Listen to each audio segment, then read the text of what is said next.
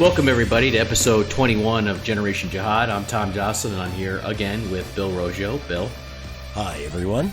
We are senior fellows at the Foundation for Defense of Democracies, and we've been running FDD's Long War Journal for a long time now, well over a decade. And we got into a nice rhythm with this podcast, getting it out every week, but we kind of hit a snag this week, right, Bill? Yeah, weather and stuff. And I try to take a vacation, which is a big no-no in our business, you know. But I took last week off for recording. What is this? Still the first week of August, I guess.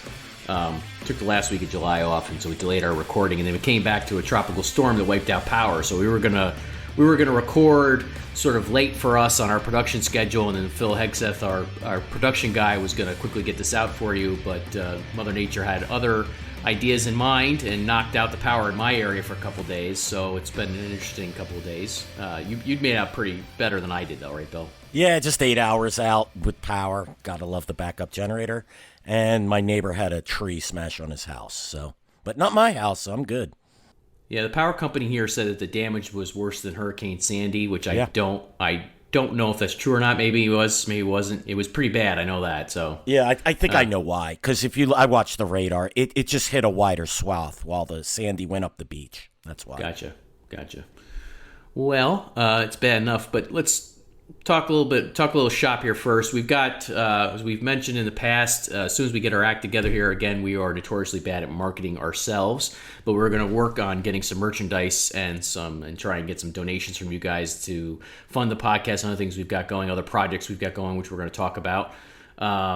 We also, I think Phil hasn't reminded me this week, but I think he would remind me to say that if you guys can go out and rate the podcast, review the podcast, give it a 5-star review on Apple Podcasts, which again, Phil, I still do not have, by the way, on my own computer.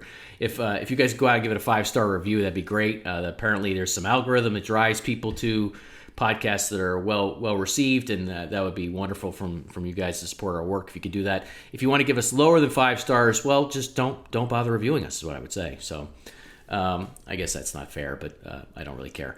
In any event, so while I was dealing with the power outage, I was in the middle of writing up stuff and getting ready for this podcast to start talking about Afghanistan. We're getting pulled back in again this week. We just can't get away from it totally, right, Bill? Every time I try to get out, Tom, they pull me back in. Every time. And so we're back this week with Jailbreak in Jalalabad, which is the capital of Nangarhar in eastern Afghanistan. ISIS very quickly claimed responsibility for this operation. It was a complex attack involving a suicide vehicle-borne improvised explosive device, which was rammed into the front gates of the prison. 2 ISIS teams that infiltrated the facility from different sides, leading to about a 20-hour siege, I think, according to the press report. So it went from, I think, Sunday, August 2nd into Monday, August 3rd. The siege went on of the area, basically the facility and the surrounding area. At least 29 people or more were killed. Dozens more were injured. And as we're recording this later in the week, the situation is still murky. Basically, reports say that their prison held anywhere from 1,300 to 1,500 to 1,600 detainees and prisoners. Not really sure how many, but a significant number. And hundreds were freed. And it's not really clear how many of them are still on the lam. The Afghan officials initially were trying to trumpet their success in sort of rounding up all the jihadis who got out. But now we're seeing later in the week, always follow the Roggio principle, folks, which is be skeptical of the first version of the story you hear from officials at all times. That's been impressed on me over the years, and it's right, because as the week went on, Afghan officials said, oh, well, actually several hundred guys are probably still out. Shocking. Yeah, whoopsie. And they're saying that most of those guys are ISIS members. Now, I think Bill and I would probably use this podcast now to say, look, this is a good example of what we've been saying over and over again. We're not alone in this regard. There are many other analysts and researchers who say the same thing. ISIS, lost its caliphate. The obvious point, and I mean it's super obvious, is that it lost its territorial caliphate, which was once the size of Great Britain across Iraq and Syria and had these pockets elsewhere. But even though it lost that territory, ISIS isn't dead. We all know that. ISIS is still alive as an organization. The U.S. wants to get itself out, or wants to end the quote-unquote forever wars, the endless wars. Both President Trump and his challenger, former Vice President Joe Biden, say they want to do that. That's fine and dandy to do if you want to just withdraw American troops, but it doesn't say anything about what the jihadis are doing or what our terrorist enemies are doing. And of course, as ISIS fights on.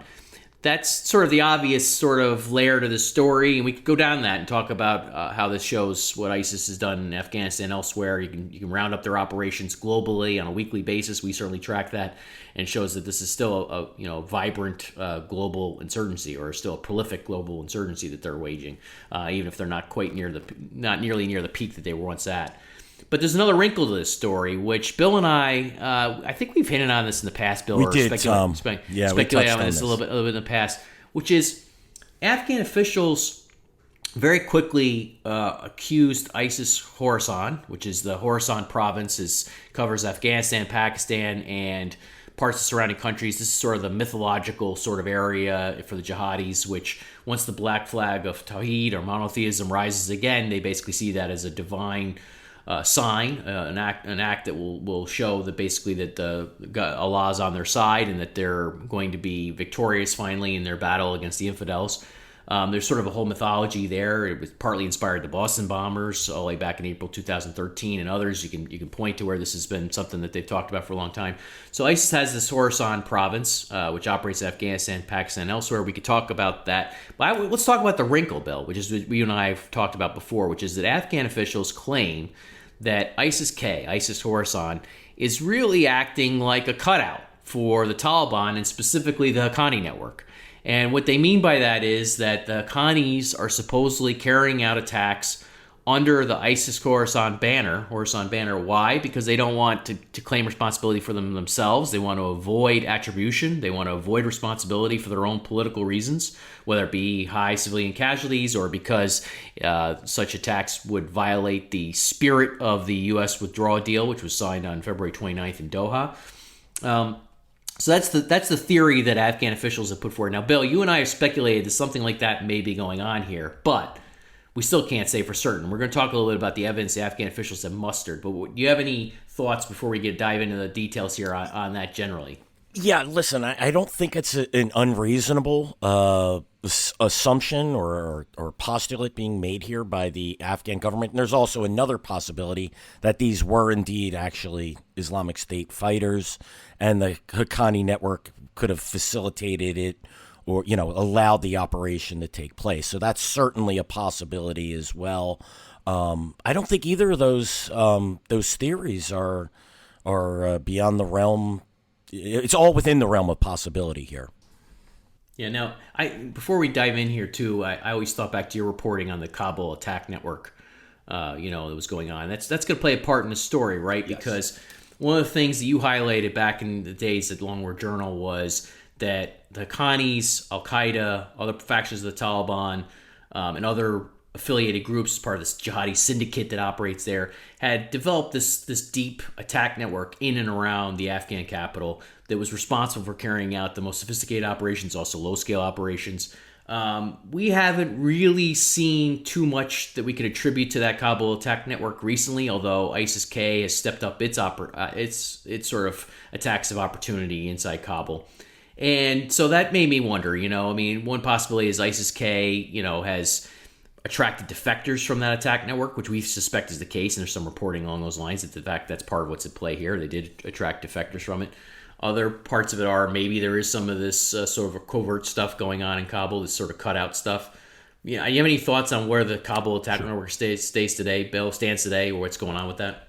Yeah, this was a term the U.S. military came up with. I believe it was around 2010. And, what the Kabul attack network was basically the Taliban, Al Qaeda, Islamic movement in Uzbekistan. And I think that probably is a key part of this. When Hezbi Islami Gulbuddin was part of this network before he joined the government, I suspect his fighters would still be part of that. I think it still exists. It's just not pointed to in the same way. The Haqqani network, which of course is an integral part of the Taliban, played a major role in this. I think one of the top leaders, if not both, I'd have to go back and check, were Haqqani leaders. And I suspect if this was elements of that network, that the Islamic Jihad, the Islamic movement in Uzbekistan would have, members would have played a key role in that. But again, this is all speculation. But this is the background here for why the Afghan officials, part of the reason why they're saying this, right, is because the stuff that you documented for years in the Long War Journal, the Haqqanis really were the spearhead for the attack network in Kabul. They developed the contacts, the safe houses, the logistical infrastructure, the know-how, the technical expertise, and knew the lay of the land to basically get around Kabul and then execute these types of attacks inside Kabul. Now, we're not talking about the jailbreak in Jalalabad. We're going to get to that in a second. But part of what's going on with the Afghan government saying that ISIS-K is operating as a cutout for the Haqqanis, as this sort of front group of sorts, is the idea that, hey, look, for years, the Haqqanis really owned this turf. This was they were the ones who really know how to execute these operations, including massive truck bombings that we've seen in Kabul through the years. And now they're just doing this on the sly through ISIS-K because they don't want to claim responsibility. Is that basically the theory? Yeah, that's basically the theory. And as we're talking about this, it just popped in my head. I hear from individuals from India. I'll just leave it at that, who were constantly trying to tell me that the Islamic State is backed by the Pakistani government, and if that's true. It was actually founded and backed by him. Look, we don't see any evidence of this, but the Haqqanis being a major proxy of the Pakistan and its Inter-Service Intelligence Directorate, you see pieces of that stuff lying around. It's all the stuff that makes my head scratch in all of this. Yeah, the bottom line here is you're dealing with clandestine networks that are not easy to expose, and that's a big problem in doing this type of analysis because there could be something going on behind doors that we don't see, we can't document, and you only get. And the Afghan government has provided some purported details. We're going to get into that in a second, but that's sort of the challenge in reporting on this through the years is that there could be something going on that we don't know. That does, look, again, we're going to use the word speculation or speculative throughout this issue of this episode of the podcast. It means take everything with a grain of salt. I mean, we don't know for certain, but let's get into this a little bit more now. So.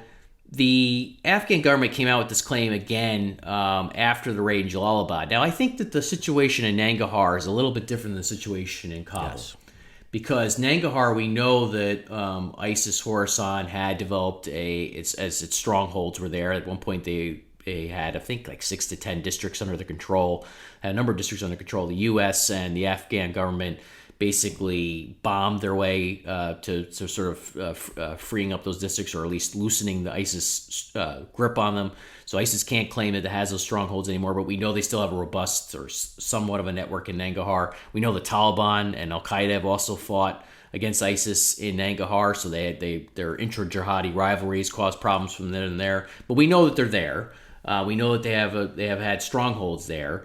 We know that they have their own independent operation there, so it isn't totally contingent on the Haqqanis or anything else. And part of my concern with this type of story is that it's very easy for people to say, well, ISIS-K isn't really its own thing. It doesn't really have agency. It's really a cutout for somebody else or manipulated by somebody else. We've seen versions of that story time and time again in Syria, Iraq, elsewhere. Yeah. And I'm just hesitant to do that because we know that this is its own international organization. Let's give them some credit, not saying they're the good guys here, obviously not. They're obviously the bad guys, but let's give them some credit for having their own organization that's able to withstand all this, right, Bill? Yeah, and this, Tom, it's for that reason. That's why I lean towards the more of the Haqqani network, if this is true, or the Taliban in general, sort of looking the other way while Islamic State, Khorasan province, carries out an attack like that. Because we know that, like you said, we know they exist. We know they've had a presence in these areas. We know they've conducted these types of attacks.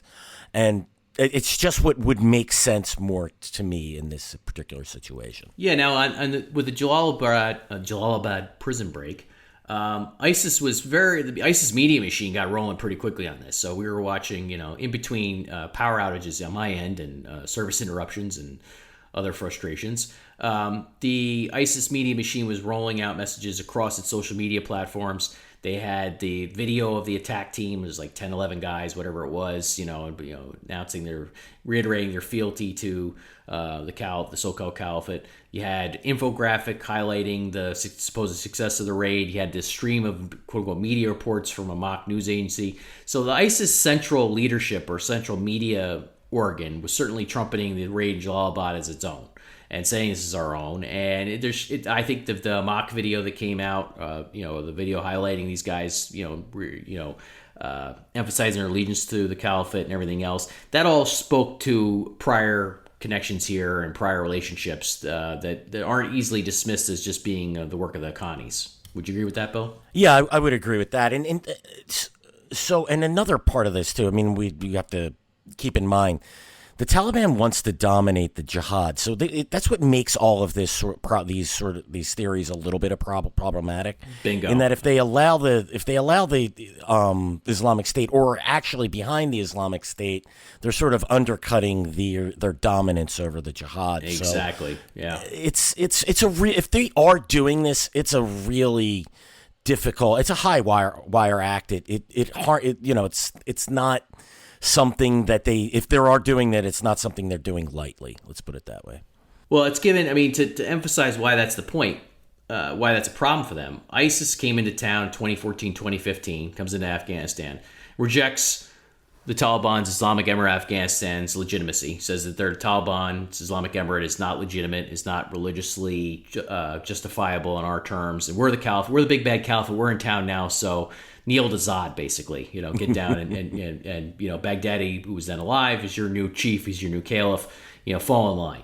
And of course, the Taliban and Mullah Mansour, who was the power behind the throne there for a time and then becomes the overall emir of the Taliban before he's killed in 2016, he says, I don't think so, guys. He issues a statement where he rejects the ISIS caliphate, and he issues a statement. In that same statement, he says basically you're going to divide the jihad, you're going to cause all sorts of problems like we've had in the past, and we've got everything united now under the Taliban's Islamic Emirate, and united also including Al-Qaeda, by the way, because Mullah Mansour referred to bin Laden and Zawahiri as the heroes of the current Mujahideen era.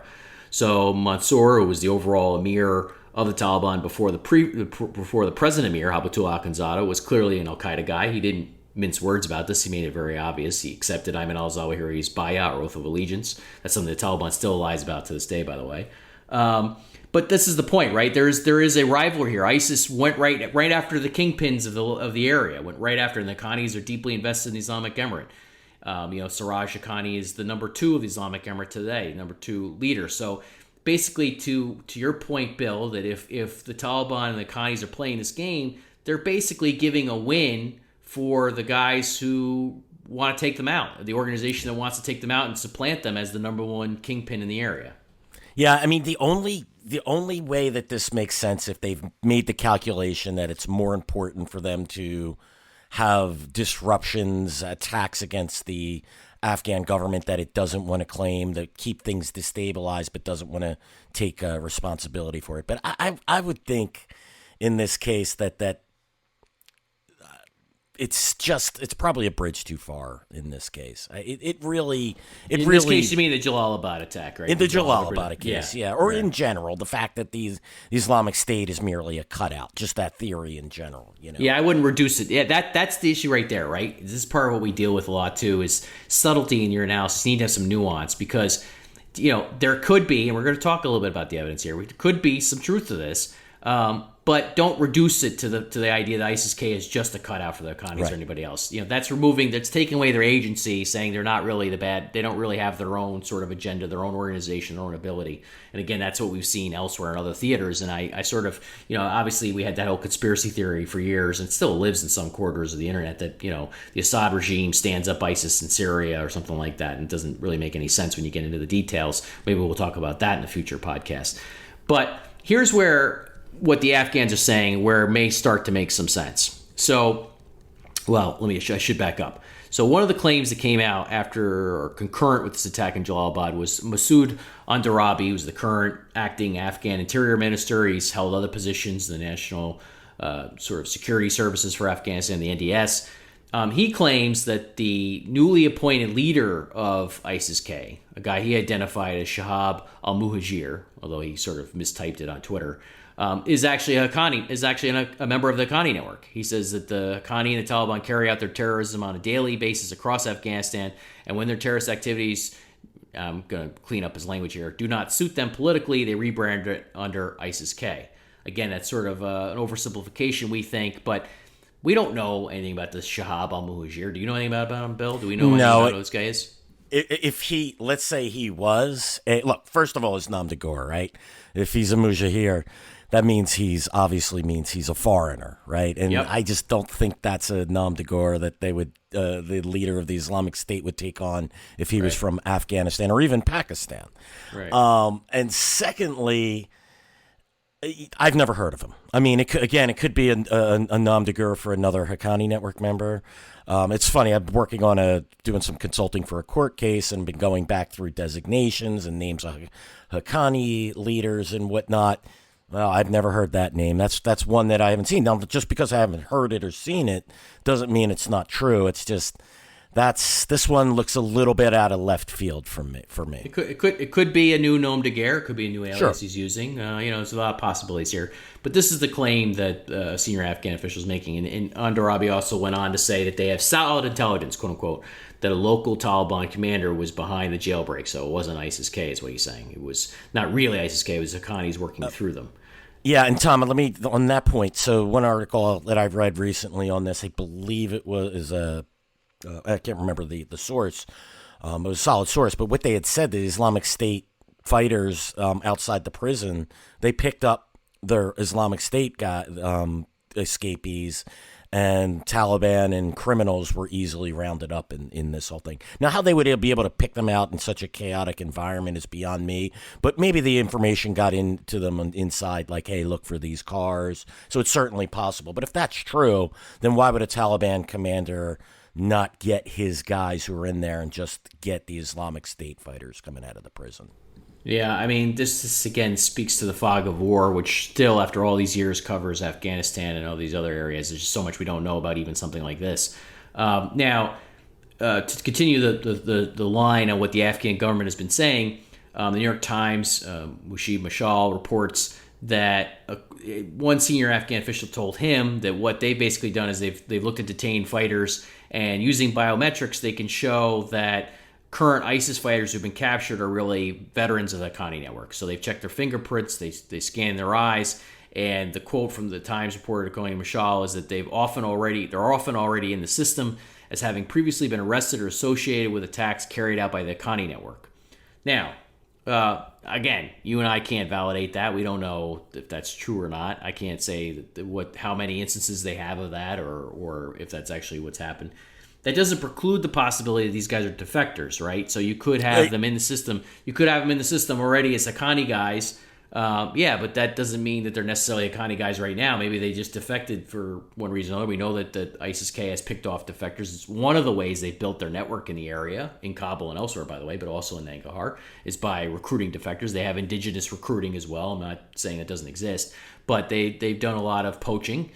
So this could very well be true, and still doesn't get you to the idea that it's a cutout, right? That doesn't get you to the cutout theory. That fact in and of itself.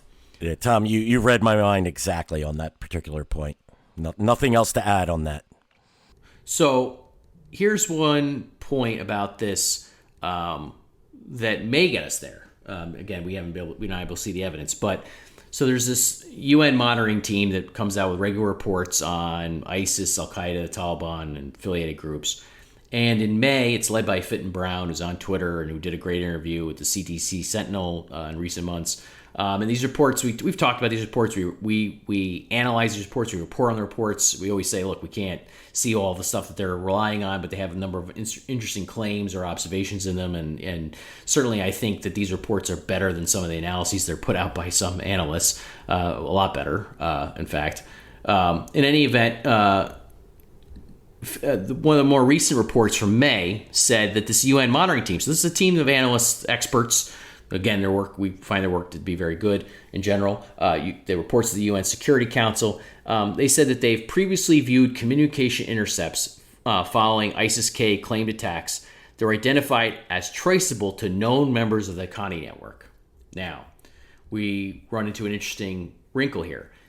Can we rule out that they were really defectors? That's the first point to the defector point. The second thing is, if these guys that they're getting these intercepts, if they actually are finding the current Haqqani network members, so current Taliban commanders, are actually listening, have foreknowledge of these attacks, and are sort of snickering to themselves as it's going on, and basically are basically pulling the strings on it, then that does speak to the cutout theory, at least in Kabul and possibly elsewhere, that basically they are pulling the strings behind the text. But you need to show, I think what you need to show, and maybe the UN team has found this, I don't know, but you need to show that these guys are current Haqqani network members, current Taliban, currently in the Taliban fold, and are knowingly sort of standing up operations by ISIS-K that they don't want to claim responsibility for. Would you agree with that, Bill? You think that would get them there if they could show that? Yeah, I would love to see that as evidence, and I agree. And the tactical accommodation, that's the phrase that stuck out with me. They're saying a tactical accommodation with the Haqqani network. So to me, I read that as they're saying that the Islamic State exists and the Haqqani network is providing a permissive environment for the Islamic State to conduct attacks. So, yeah. So the tactical accommodation, again, I guess is probably another version of it. It's not quite as strong as cutout, which is a word I've used, a phrase I've used. So it's a little less stringent, I guess, to show that. And then again, that's possible, but we haven't been able to prove it. So again, this runs into all the problems we've talked about. But again, I keep coming back to the point that you made, Bill, and then I sort of elaborated upon, which was that if this is the game they're playing, well, ISIS-K is getting some pretty big propaganda wins out of these attacks in Kabul and elsewhere. And let's put aside the Jalalabad attack for a second. I had to go back and remind myself of some of the reporting we did in Lone War Journal, because this claim surfaced in May 2018. You'll remember there was this group of 10 young men, really adolescents, who assaulted the offices of Afghanistan's Interior Ministry in Kabul. And this was an Ingumasi raid, so an immersion raid where they immerse themselves in battle and then are willing to die or blow themselves up when they run out of ammo.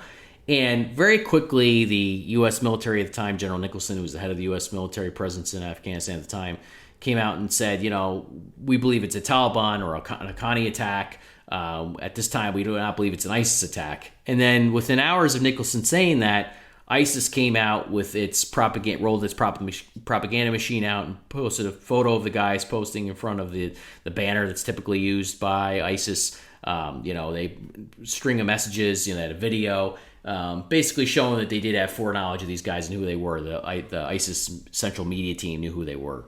So that's what we're talking about. Where if that was the Haqqanis, playing this game of working, to facilitate an ISIS-K attack, well, you just gave ISIS-K some major street cred, right? Because they assaulted Afghanistan's Interior Ministry in a successful raid, and you're allowing them to broadcast this globally and say, look, we really are, we're really hitting them hard here in Afghanistan. Yeah, and another point too. What does that say about the Islamic State's media department? Do they not know who their operatives, who the authorities are for the Islamic State inside Khorasan? Does that mean the Haqqani network is controlling the Islamic State's central media arm? That's why the entire cutout theory just doesn't work for me, and I'm more of an accommodation person here. Yeah, so you're going for the less stringent or the less, the more there could be something behind the scenes, the facilitation, but, this idea that they're just, the Haqqanis are marionetting the ISIS-K, let's not go that far, right? Yeah, exactly. All right, so again, back to the basic point before we move on. Obviously, the basic point here is ISIS has done this sort of thing over and over again. It's not just in Jalalabad. Obviously, you can go back to Abu Ghraib, you can go back to other prisons in Iraq, Syria, elsewhere. Prison breaks are sort of their standard fare for them. They've been doing this for years. This is one of the ways they replenish their ranks. This is one of the ways they get their guys back in the fold. It sort of boosts their morale. It says to the guys who are in prison, hey, we didn't forget about you.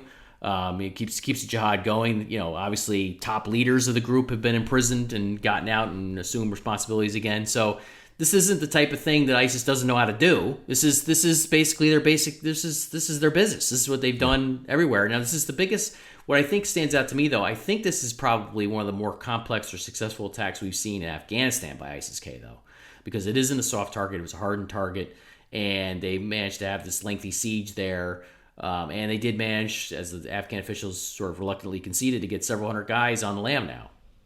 Yeah. And by the way, the prison breaks. That was certain. That's a Taliban tactic as well. I mean, they've Oh yeah, launched the numerous Johnnies are all in prison. it. Sure. Yeah, they're all in that. So I mean, My point it's there not- was it doesn't. It's not like ISIS globally needs the Taliban or Haqqanis or Al Qaeda to tell them how to do this. This is something they do. They do this themselves, and this is something they're very well versed in doing. So exactly. And if the ISIS is, and we know it's made from the partially Taliban defectors, they probably have the the knowledge and to execute such attacks. So. Right.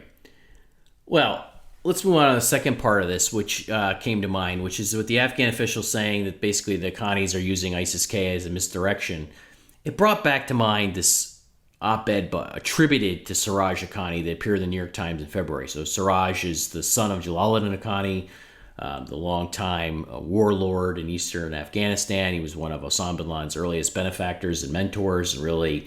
if it wasn't for Jalaluddin Haqqani, he played a big role in incubating Al Qaeda in Afghanistan and in the region. His son, there's no evidence that we've seen that his son has been willing to forego the Haqqani's decades-long relationship now, or end the decades-long relationship with Al Qaeda. Quite the opposite. And he had this op-ed. It was this op-ed attributed to Siraj Haqqani, which looked an awful lot like it was ghostwritten for him because of the verbiage that was used, adverbs, phrases, doesn't sound like Siraj Haqqani, the guy we know, but it's come out, and it was also fluent in English, which is suspicious. The author was very suspiciously fluent in English.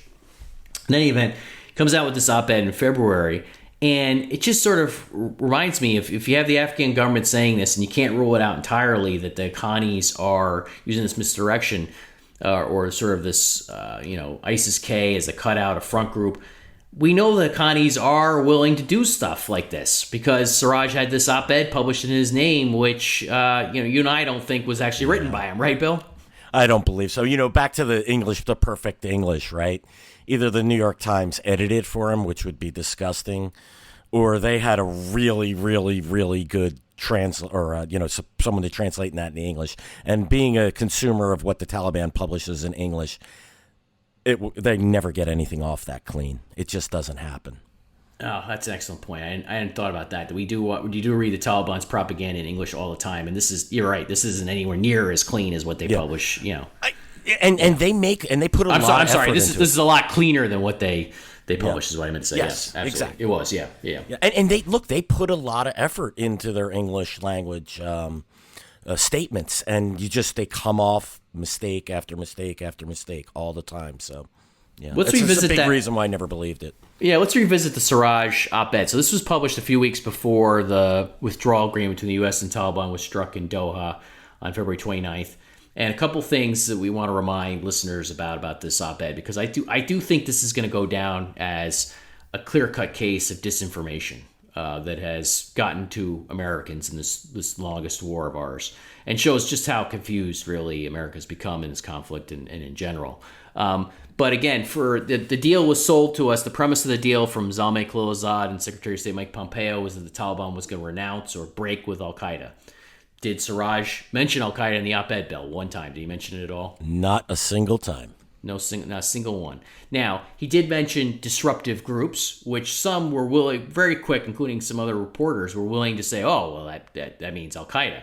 But if he meant Al Qaeda by disruptive groups, then why didn't he just say Al Qaeda, right? This is the whole point we keep coming back to. If you're going to really break with Al Qaeda, you can't break with Al Qaeda without naming Al Qaeda. You have to say Al Qaeda. Say Al Qaeda, right? Don't put words in their mouths. Don't let the Taliban play this game. If you really are breaking with Al Qaeda, you have to say, look, I, Siraj Haqqani, renounce Al Qaeda. That would do for me. That'd be a good start, right? That would be a good start. And keep in mind the Taliban's official position, and he is one of two deputy emirs, so it's technically his official position, is that Al Qaeda doesn't even exist in Afghanistan. That's right. Good point. Exactly right. Yeah, they've been pounding that lie over and over again. And so while they're lying about Al Qaeda's presence in Afghanistan, they're still not recognizing the Afghan government's legitimacy. That op-ed didn't recognize the Afghan government's legitimacy in that op-ed. He basically just talked about the quest for Islamic governance, which, given everything the Taliban says regularly about the current Afghan government, they don't consider that an Islamic government. Quite the opposite. So, and there was nothing backtracking from that. There was no attempt to backtrack from that in the op-ed. So that's a blow to it. And one of the more obnoxious things about that op-ed to me was that it blamed the U.S. for the war in the first place. And so people were portraying this op-ed as some sort of peace overture, which is ludicrous if you actually read it.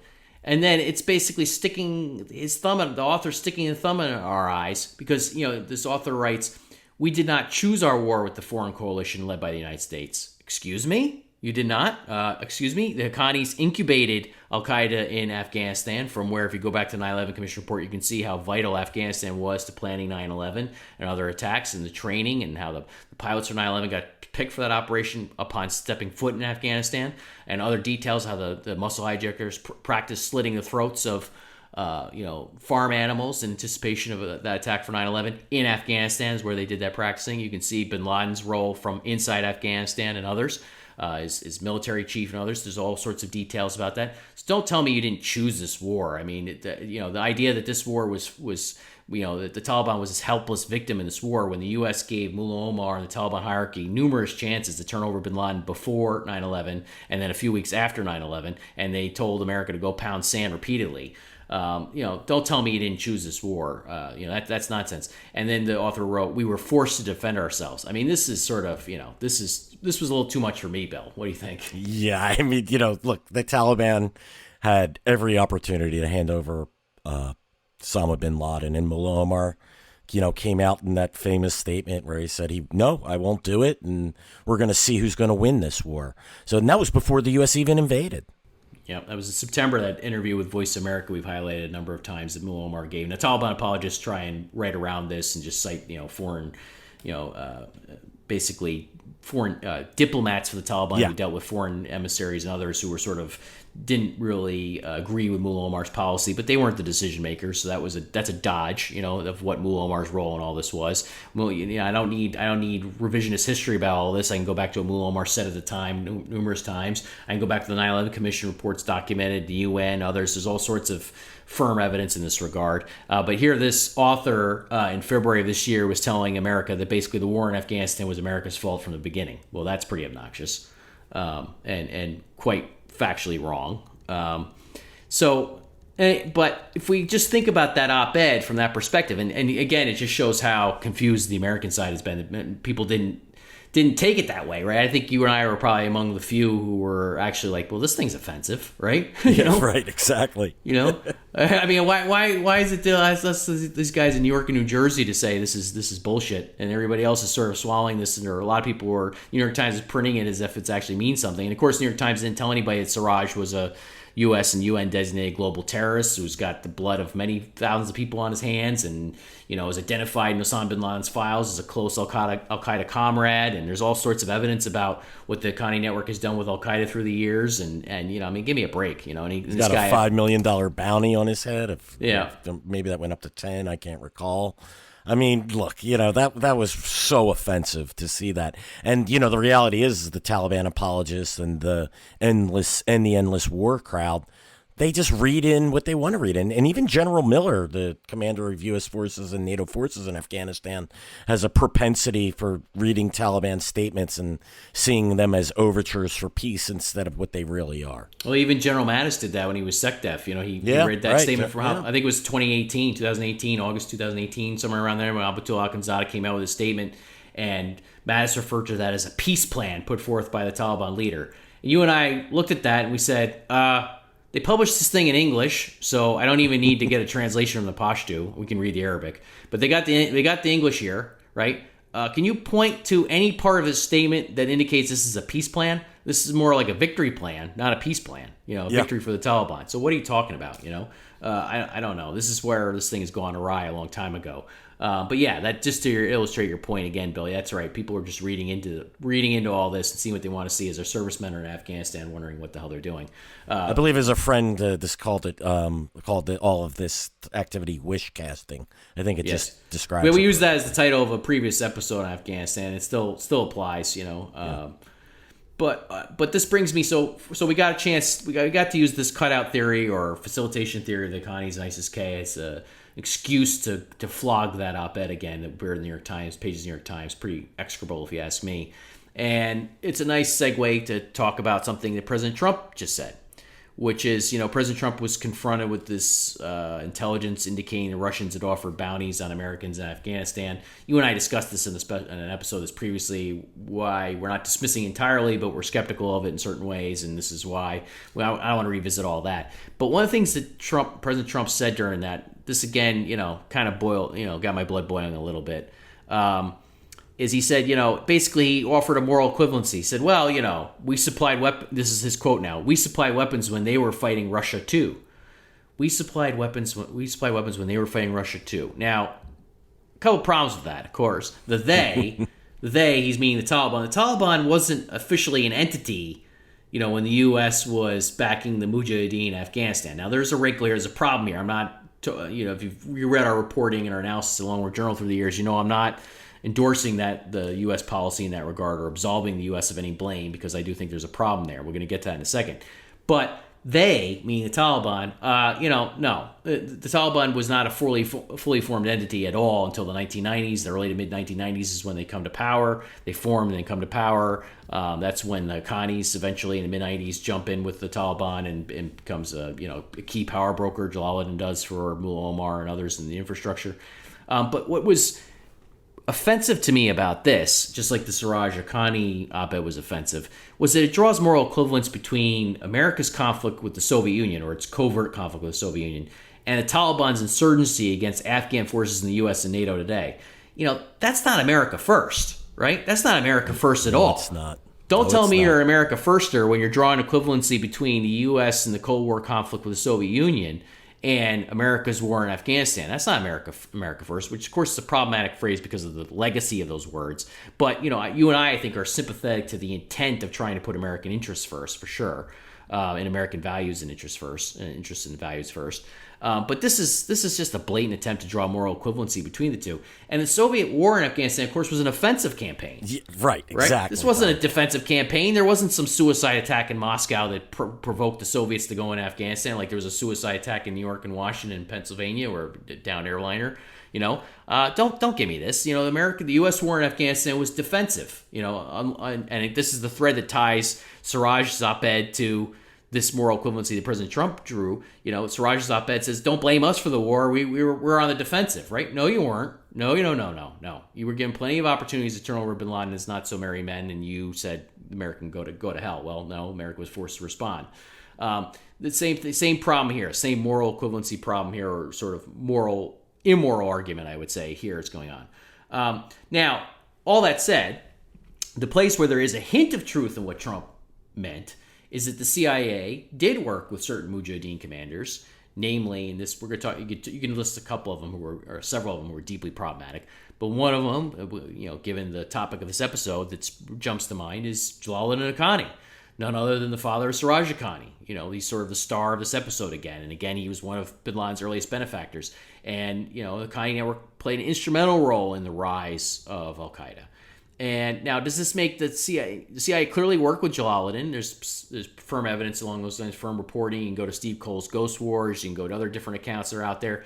Nobody really disputes this. It's true that they were working with this guy. And this guy was a nasty actor, right? I mean, Congressman Charlie Wilson referred to him. What did he refer to him, Bill? He said...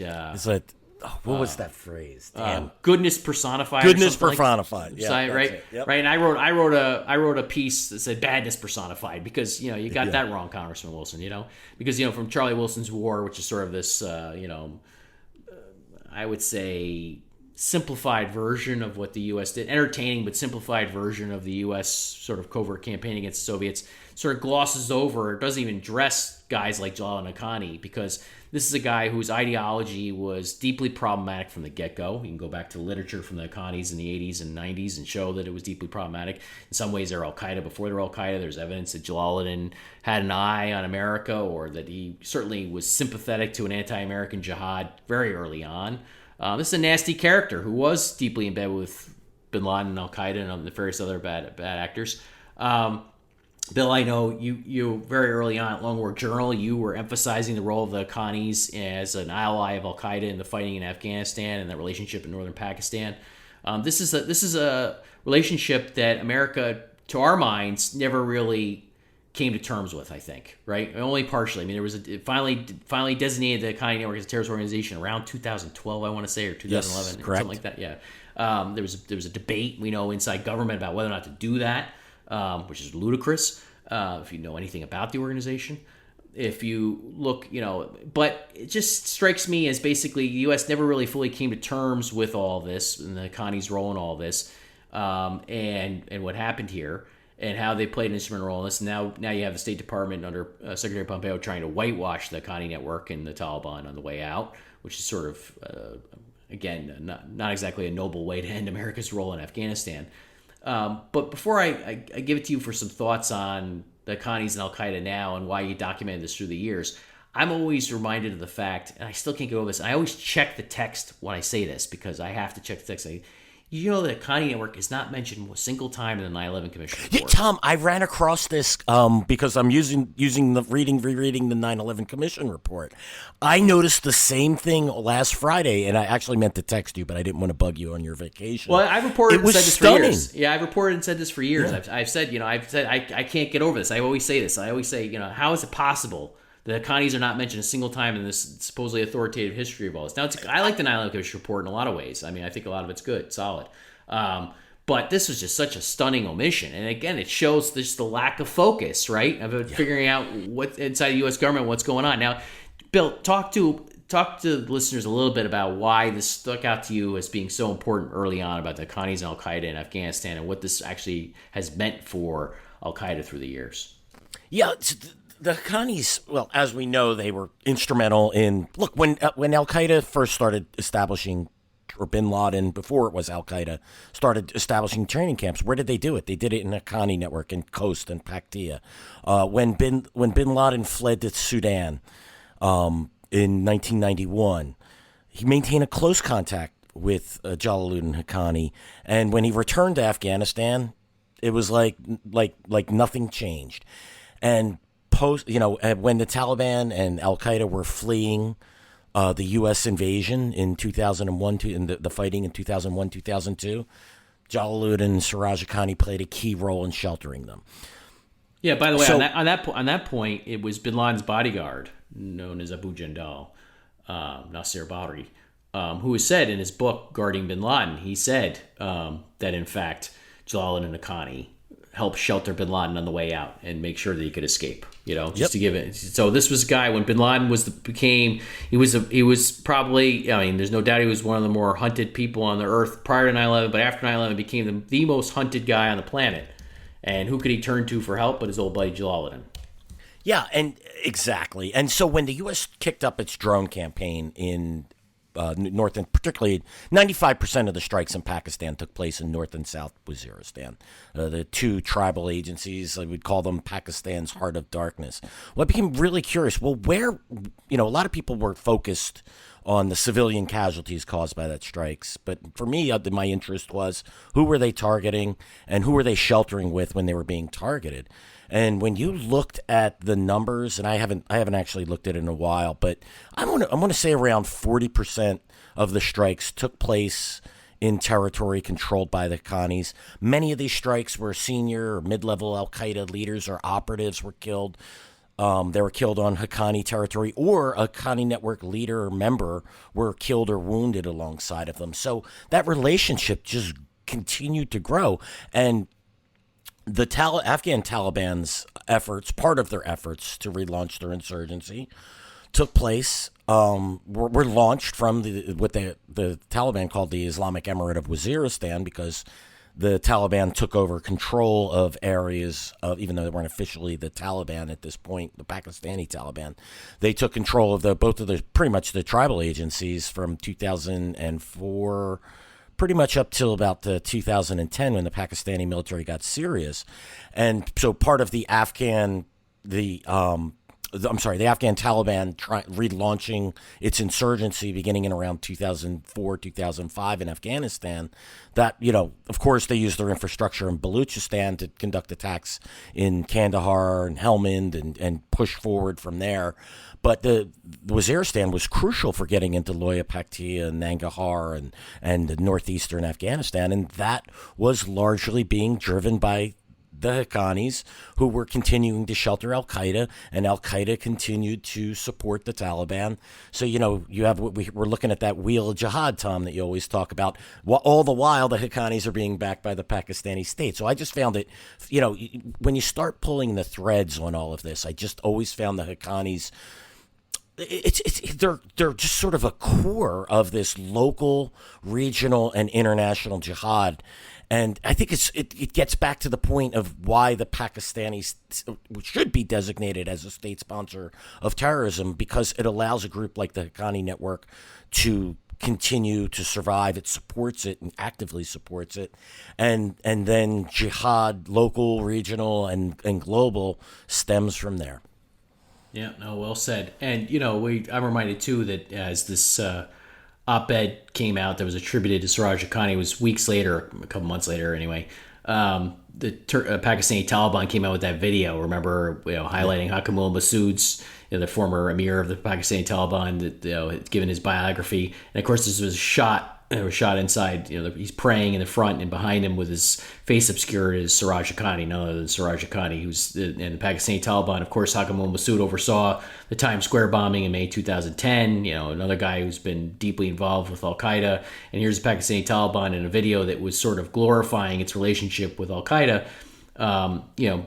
Made sure to have this little image in there with Siraj Haqqani, emphasizing his importance, and that goes to the global jihad aspect of this. You can't get around that part of it when it comes to the Haqqanis. You just can't. Yeah, you can't. And Tom, something just popped in my head as we were talking about. I'm thinking about the attack on FOB Forward Operating Base Chapman, right? Oh yeah, The Haqqani Network basically facilitated that. Yeah.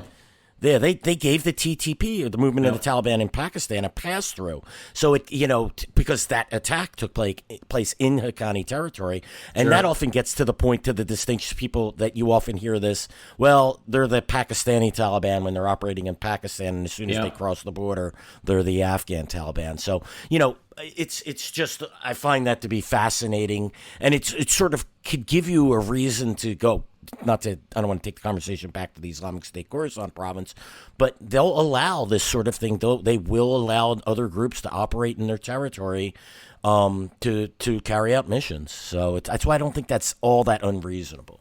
The difference there, of course, being the Pakistani Taliban is we're allies. Cut from the same cloth as the Haqqanis, and this was a major operation against the CIA and involved a double agent, a doctor from Jordan, who the CIA and the Jordanian intelligence thought was actually on their side and was going to lead them to Ayman al-Zawahiri. And Zawahiri, the old man who gets no respect, turned the tables on them, and he was actually a suicide bomber in the waiting who killed several, CIA officers and a bunch of others, and wounded a bunch of others. This is, and the Haqqani Network sat the nexus of that attack, that operation, just as they have so many other times, and they're sitting at the nexus of all this as America leaves Afghanistan, which does not speak well for the future in terms of what's going to come for this in terms of global jihad.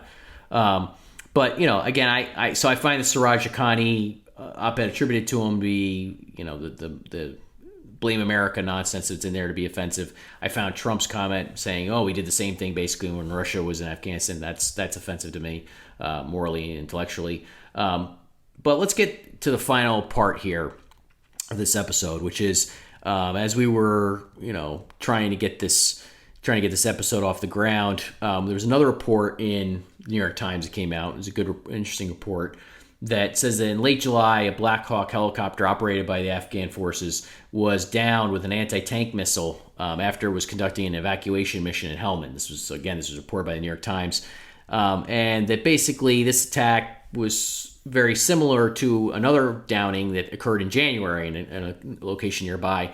And the Times reported on July 30th that Iran, the Iranians, are suspected of supplying the missiles that were used in the operations. Now, they say that American and Afghan officials claim the weapons used in both strikes, meaning both the January downing and the July downing, were most likely supplied by Iran, but they offered no evidence to support the assertion. So they can't actually say this is true for sure, at least in terms of reporting. We can't look at the underlying intelligence. Of course, Iran denies this. They deny everything. But you and I, Bill, thought right away, isn't this interesting? We did that episode on the Russian bounty story. And the Russian bounty story, of course, lit up the national press here in the U.S. because of the Russia angle, right? Russia, right? But this story, which actually, in that story, you couldn't actually point to any loss of life, which is important, I think. Although, listen, the alleged offer of bounties, that's important too. If I were, commander in chief, I'd lock down right away on that and be like, no, you're not threatening American service members. And I think more should have been done in that regard by President Trump and others to make sure that was communicated efficiently and as quickly as possible. However, that story doesn't have still this many weeks later doesn't have basically conclusion to it in terms of what actually happened in Afghanistan. We don't actually have any concrete evidence of what happened in Afghanistan. Here we have a story saying that Iran is suspected of supplying these anti-tank missiles, which did lead to the loss of life, or led to the loss of 2 Black Hawk helicopters, and could have led to more loss of life. And that New York Times, to its credit, reported this, but then it just sort of went nowhere, right? And this has to do with the perception problem you and I have talked about, Bill, right? Yeah. This isn't sexy, right? This isn't sexy to mainstream reporters. I don't understand it, but like as we said when we discussed the Russia bounty, I mean, we can point to Iran having direct involvement in killing American soldiers in Iraq, right? Yet the Obama administration cut a nuclear deal with them and gave them billions of dollars. Nobody got their panties in a bunch on that one, and yet you have something here where it's a suspected, where they can't point to a single attack, and it's a major story, and of course that's all because it's Trump Russia. And there may be something to it but I haven't seen it. I'm waiting to see it. But look, in this case, I don't understand if there is evidence why they won't release it. One of the things I tracked closely when I was in.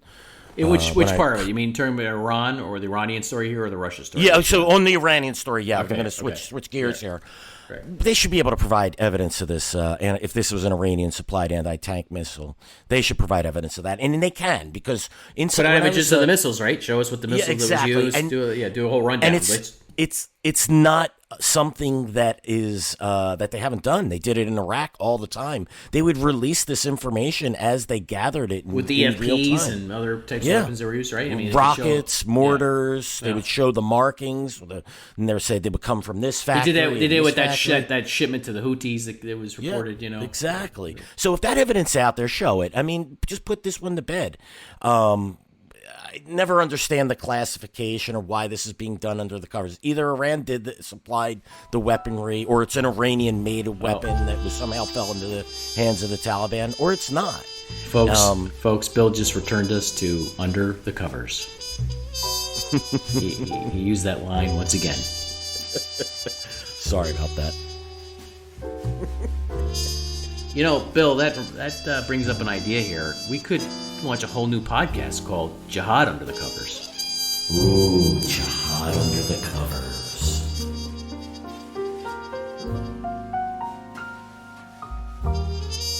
But it's a good phrase to explain sort of, that there's this whole murky aspect of these relationships. It's consistent with the story on ISIS-K and the Connies and everything else, right? I mean, there's all sorts of stuff going on that we can't see, and that's part of the challenge in reporting on this stuff. Look, ironically, the Afghan government is trying to provide more evidence of a Haqqani Islamic State, cutout type story than the U.S. government, U.S. military and government are trying to provide evidence on an Iranian missile targeting a Black Hawk helicopter. It just blows my mind. It's funny because the original Iran-Taliban relationship, of course, they were at loggerheads in 1998 nearly went to war. There was a war of words, certainly, after the Taliban killed these Iranians in Mazar-Sharif.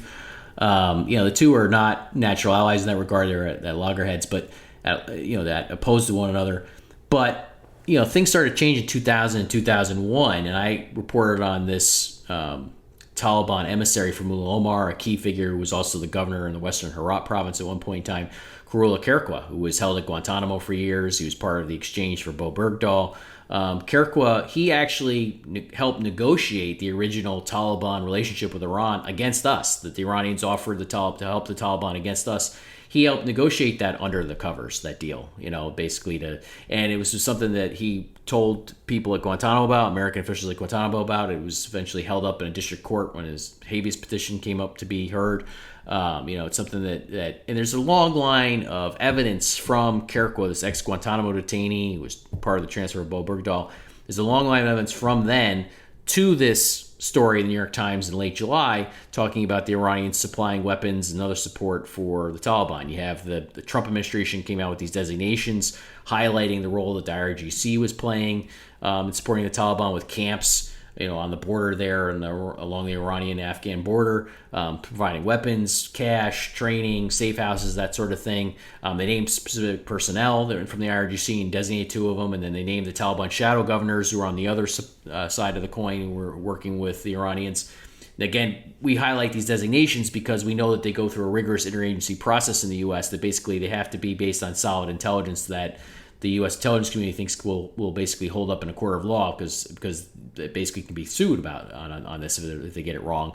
And also these designations, basically everybody has to sign off on them and say that there's no big hole here. So we put a lot of stock in these designations when they come out because we consider them to be sort of based on bedrock intelligence.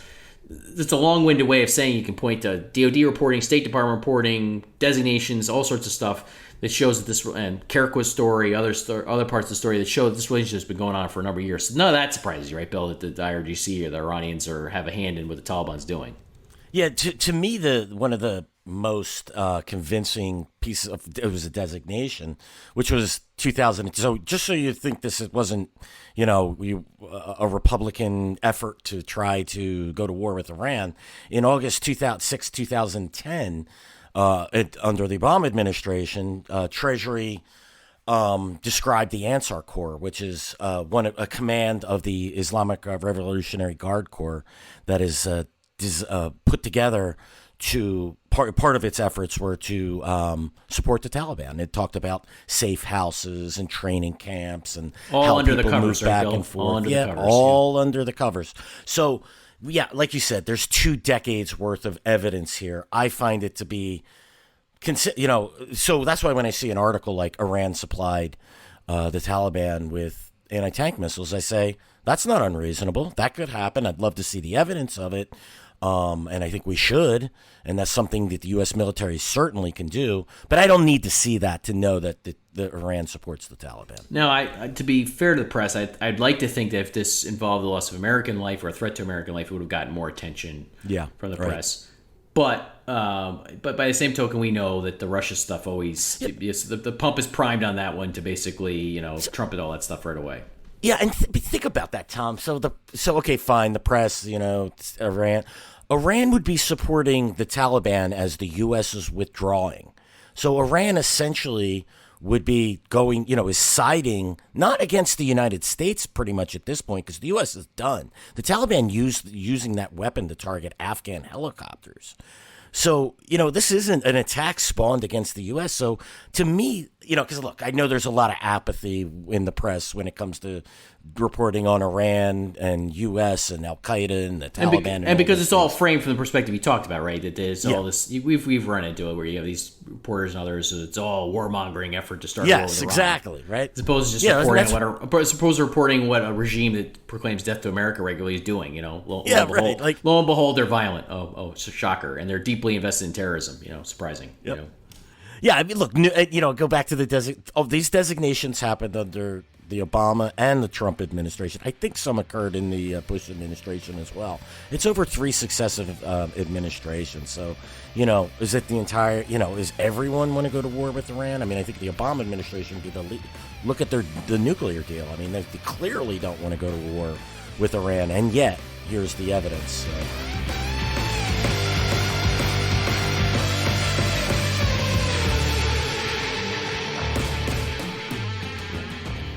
Okay, well, I think we're going to leave it there for this long delayed episode of Generation Jihad, or at least delayed by a few days anyway. I shouldn't say long delayed. I guess I'm being a little rough on myself there for finally getting around to doing this. Again, I think on our way out here, I'll encourage you to give us a 5-star review on Apple Podcasts. Phil, am I making you happy by saying that, or can I get a thumbs up? All right, yeah, he said very good. So thank you for listening to this week's episode of Generation Jihad. Please do subscribe to the show. As a reminder, you can find us on Apple Podcasts, Spotify, YouTube, or anywhere else you listen to your shows, and you can listen to us under the covers if you like. That's your business, not ours. We'll see you next week.